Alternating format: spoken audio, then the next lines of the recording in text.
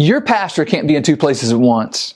He can't sit with a grieving widow and lead a men's Bible study the same hour. He can't counsel a struggling marriage and visit the hospital simultaneously. One person, however gifted, has limits. Now, Titus 1:5 shows Apostle Paul knew this. He says, "This is why I left you in Crete, so that you might appoint elders in every town as I directed you." Now, in the New Testament, the office of elder in a church is just another name for the office that we call pastor. In fact, the word elder is used way more often in the Bible than the word pastor for this office. But notice that Paul doesn't say appoint an elder. No, elders. Plural. From the church's earliest days, God's design was never for a solo pastor to carry a congregation alone. Nevertheless, many churches try, and when they sense this gap, they typically turn to deacons to be the solution. However, that's not the biblical answer. Acts 6 shows deacons appointed for practical service and mercy ministry, not for spiritual oversight or shepherding souls. The deacons were to be waiting on tables, freeing the apostles for prayer and the word.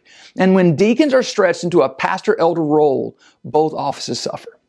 No, healthy churches are led by a team of pastors, both vocational pastors who are set aside for the work of the ministry and lay pastors who make a living away from church duties. It's just better with a team.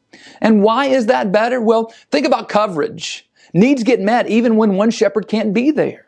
Think about accountability.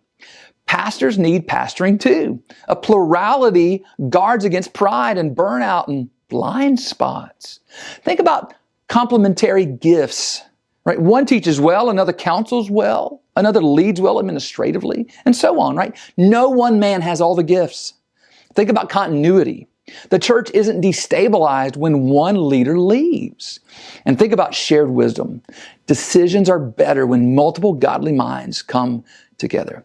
Now, I'm thankful that my church has a 4-man team of vocational pastors to serve our church, but not every church can afford multiple pastors on staff. However, every church can add lay pastors to help oversee the church spiritually, and they should.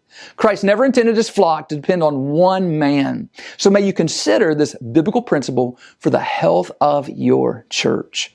Change begins in you.